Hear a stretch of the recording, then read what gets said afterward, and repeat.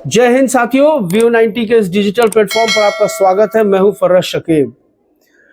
एक हफ्ते से पॉलिटिकल गलियारों में यह चर्चा है, लगातार जब से 4 जून के बाद मैंडेट आया है, सामने जनादेश की तस्वीर साफ हुई है, उसके बाद पॉलिटिकल गलियारों में यह चर्चा है कि नरेंद्र मोदी की अधिनायकवादी प्रवृत्ति पर अब लगाम लगेगी। जनता ने बहुमत नहीं दिया है, अब मोदी की गारंटी नहीं, एनडीए की गारंटी होगी। और इस बात का जो है वो व्यवहारिक प्रकटीकरण तो माननीय मोदी जी भी कर चुके हैं कि अब सर्वमत से सरकार चलेगी, संसद में बोल चुके हैं। तो लेकिन अब तक का जो मेरा अपना आकलन है और जो तस्वीर पिछले 48 घंटों में सामने आई है, तो मैं ये दावे के साथ कह सकता हूं कि मोदी की सरकार के रवैये में कहीं कोई तब्दीली नहीं आने जा रही है। वही तानाशाही प्रवृत्ति, वही अधिनायकवादी प्रवृत्ति, वही मुसलमानों के खिलाफ धर्म, संप्रदाय और उन्माद की वृद्धि और पूंजीवादी दलालों की बल्ले बल्ले, ये आपको इसकी तस्वीर बहुत स्पष्ट है। और मैं आपको समझा देता हूं कि जो कुछ मेरा अपना आकलन है वो किस आधार पर है। हो सकता है आप इससे मतांतर रखते हो, मुझे ज़रूर अवगत कराइएगा। लोग कह रहे हैं कि नीतीश और चंद्रबाबू नायडू सरकार की 2 बैसाखियां हैं, मोदी की सरकार इन दोनों पर टिकी हुई है और अब ये सरकार को ब्लैकमेल करेंगे या सरकार को जैसे चाहेंगे वैसे चलाएंगे, प्रेशर ग्रुप बनाकर काम करेंगे। लेकिन फिलहाल ऐसा कहीं कुछ दिखा नहीं है। स्पीकर का पद चाहिए, रेल मंत्रालय चाहिए, गृह मंत्रालय चाहिए, तमाम तरह के जो इन दोनों दलों के दावे थे उसको धता बताते हुए नरेंद्र मोदी ने इन दोनों दलों को झुंझुना पकड़ा दिया है मंत्रालय के नाम पर, चाहे वो जनता दल यूनाइटेड हो, चाहे चंद्रबाबू नायडू हो। और सबसे पहले सरकार का गणित आप समझ लीजिए। सरकार के पास अब इस वक्त 293 सांसद हैं। तो 18 चंद्रबाबू नायडू के, 12 नीतीश कुमार के और 2 पवन कल्याण सेना के, यानी मान लीजिए 16 चंद्रबाबू नायडू के, 2 पवन कल्याण सेना के, 18 और 12 नीतीश के, 30। इन 30 सांसदों को अगर आप 293 से माइनस कर देते हैं तो बचता है कितना? 263। जरूरत कितने की है? 10 सांसदों की और जरूरत है। 273 का आंकड़ा छूने के लिए 10 सांसदों की और जरूरत है। मैं आपको बता देता हूं, जिस दिन चंद्रबाबू नायडू की और पवन कल्याण सेना सरकार से अपना समर्थन वापस लेगी, वाईएसआर कांग्रेस जो जगनमोहन रेड्डी की पार्टी है वो अपने 4 सांसदों के साथ एनडीए में शामिल हो जाएंगी। बच जाएंगे 6।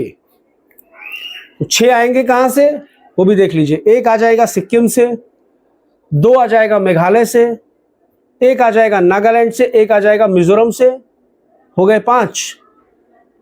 1 सांसद की और जरूरत पड़ेगी, वो आ जाएगा लद्दाख से मोहम्मद हनीफ, क्योंकि बहरहाल उसने चुनाव तो कांग्रेस और भाजपा दोनों के विरोध में लड़ा है और ज्यादा विरोध तो कांग्रेस का ही रहा है। और हनुमान बेनीवाल राजस्थान के नागौर से चुनकर आए हैं। हनुमान बेनीवाल कोई वैचारिकी तो है नहीं। और इसमें भी इंडिया ब्लॉक में भी कई ऐसे दल हैं जिनकी कोई वैचारिकी नहीं है। वो मजबूरियों के साथ यहाँ पे हैं, जहां उनको फायदा मिलेगा वो उधर स्विच कर जाएंगे। तो ये 10 सांसद आपको यहां से आ सकते हैं। 5 आ जाएंगे नॉर्थ ईस्ट से, 1 आ जाएगा लद्दाख से, 1 राजस्थान से आ जाएगा। और वाईएसआर को तो आप श्योर मान के चलिए कि वो अपने 4 सांसदों के साथ एनडीए का हिस्सा हो जाएगा। तो 272-73 का आंकड़ा सरकार आसानी से छूते हुए दिखाई देती है इस वक्त। ये नायडू भी जानते हैं और नीतीश भी जानते हैं कि उन दोनों दलों के हटने के बाद भी सरकार का आंकड़ा जो है वो पूरा हो जाएगा और नीतीश और वो नरेंद्र मोदी और अमित शाह पूरा कर लेंगे। तो इसलिए आप देख लीजिए कि जितने क्यास आराइयां थी, जितने एक्सपेक्टेशंस थे कि इस तरह सरकार को ब्लैकमेल किया जाएगा, रेल मंत्रालय लिया जाएगा, गृह मंत्रालय लिया जाएगा, कुछ नहीं हुआ।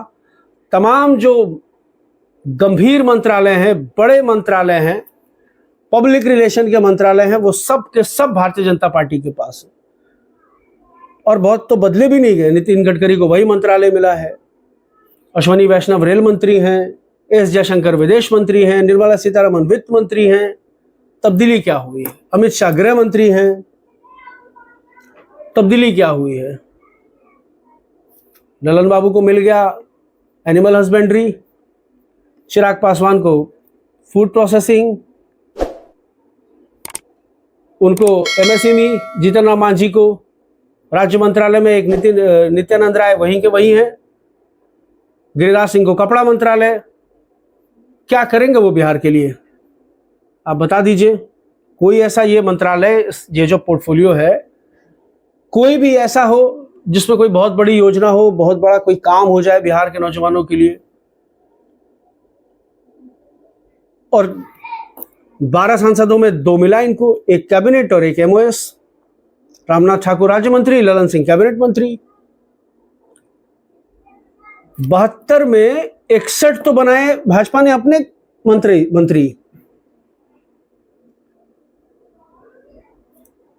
तो तब्दीली क्या हुई, बदलाव क्या हुआ? संख्या जो मैंने आपको बता दी है, वो जिस दिन नरेंद्र मोदी और अमित शाह पाना चाहेंगे वो हासिल कर लेंगे, चाहे वो अडानी की दौलत पे हो या आईटी और सीबीआई के रेट पर हो।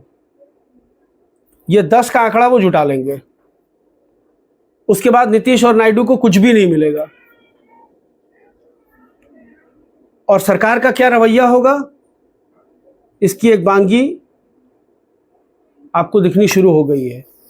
सरकार का शपथ ग्रहण समारोह नहीं हुआ है और अडानी को कलकत्ता का जो पोर्ट है वो 5 सालों के लिए टेंडर पर दे दिया गया है। काम अडानी का बंद नहीं होने वाला है। पैसा बहुत लगाया है अडानी ने, वो तो पाई वसूलेगा जनता से। जिस दिन चुनाव के नतीजे आए हैं, टोल टैक्स बढ़ा दिया गया है, दूध पर 2 रुपए की बढ़ोतरी कर दी गई है। और मुसलमानों के साथ आप देख लीजिए, छत्तीसगढ़ में 2 नौजवानों की मॉब लिंचिंग, अखलाक के साथ मोदी का पहला शपथ ग्रहण समारोह, मोदी का तीसरा शपथ समारोह गुड्डू और चांद की हत्या के साथ, वही गौ तस्करी, वही पशु तस्करी का आरोप और वही कथित गौरक्षक, संस्कृति के रक्षक भारतीय जनता पार्टी की सरकार। क्या बदला? राष्ट्रपति भवन में शपथ ग्रहण समारोह का जश्न और मोहम्मद चांद और गुड्डू के घर पर जनाजे का मातम। और पैटर्न वही, पशु तस्करी, गौ हत्या, कथित संस्कृति के रक्षक सेना वाले और भाजपा की सरकार का संरक्षण। क्या कुछ बदला? कुछ भी नहीं बदला। अडानी ने तो अभी शुरुआत की है। सरकार में एक भी मुसलमान मंत्री नहीं, आजादी के बाद का पहला मंत्रिमंडल। और कमाल यह है कि इस अप्रोच के साथ ये जो गोदी मीडिया के दलाल बैठे हैं, चरण भाट बैठे हैं, ये नेहरू से तुलना कर रहे हैं नरेंद्र मोदी की। तीसरी बार शपथ ले लेना नेहरू की बराबरी नहीं हो सकती है। तीसरी बार शपथ तो ले लोगे नेहरू के साथ, नेहरू की तरह, लेकिन नेहरू जैसी उदारता कहां से लाओगे? नेहरू जैसी मानवीय संवेदना कहां से लाओगे? नेहरू जैसा विजन कहां से लाओगे? नेहरू जैसे समावेशी राजनीति का विचार कहां से लाओगे? ये चरण भांडों को लगा करके तुम अपने आप को नेहरू साबित करने पर तुले हुए हो। जनता जो भारत के राजनीतिक इतिहास को और संसदीय राजनीति के इतिहास को समझती है, वो नेहरू को भी समझती है। और आप कहां हैं, आप कहां खड़े हैं और आप कहां तक पहुंच पाएंगे, इसको भी समझती है। और मैं दावे के साथ कह सकता हूं कि इस पूरे चुनावी प्रक्रिया में जिस तरह से आपने मुसलमानों के खिलाफ जहर उगला है, और लोग कहते हैं कि मोदी ने नीचता का तमाम स्तर पार कर दिया है, मैं कहता हूं अभी और आना बाकी है। आप इसको लिख कर रख लीजिए कि इस स्तर से भी और नीचे आना बाकी है। ये मेरा अपना आकलन है। और इस मुगालते में मत रहिए कि कोई नीतीश और कोई नायडू मोदी सरकार से समर्थन वापस ले लेंगे तो सरकार गिर जाएगी। केसी त्यागी के बड़े बड़े दावे कि हम मुस्लिम विरोधी काम नहीं करने देंगे, अग्निवीर की समीक्षा करवाएंगे, यूसीसी पर बात करेंगे, और केसी त्यागी की हिम्मत नहीं है कि एक शब्द आलोचना के लिए वो बोल सके कि मुसलमानों को मंत्रिमंडल में, इस 72 सदस्यीय मंत्रिमंडल में एक भी मुसलमान शामिल क्यों नहीं किया गया है। न चंद्रबाबू नायडू की हिम्मत है और न नीतीश कुमार की हिम्मत है, जबकि इन दोनों को अपने अपने राज्यों में मुसलमानों के वोट की जरूरत है। मुसलमानों का वोट इनको चाहिए। ये सब कहने की बातें हैं। और केसी त्यागी के बारे में मैं आपको बता देता हूं, केसी त्यागी एक दक्षिणपंथी व्यक्ति हैं और नीतीश को मोदी के साथ लाने में जिन कुछ लोगों की भूमिका है उसमें केसी त्यागी की एक बहुत बड़ी भूमिका है। और मैं मुसलमानों से कहना चाहता हूं कि आपके जैसा जज्बाती संप्रदाय, जज्बाती समुदाय इस देश का कोई नहीं, दूसरा नहीं है। आप जिस आचार्य प्रमोद कृष्णम के नातिया कलाम पर उसको लाखों रुपए दे देते हैं, 3-3 फीट मुशायरों में उछलते हैं, उस आचार्य प्रमोद कृष्णम की गंदी ज़हनियत का अंदाजा आपको पिछले 6 महीने में लग चुका होगा कि व्यक्ति कितनी घृणित मानसिकता का व्यक्ति है। कुमार विश्वास को आपने सर पे चढ़ाया, ओवरसीज मुसलमानों ने सर पे चढ़ाया।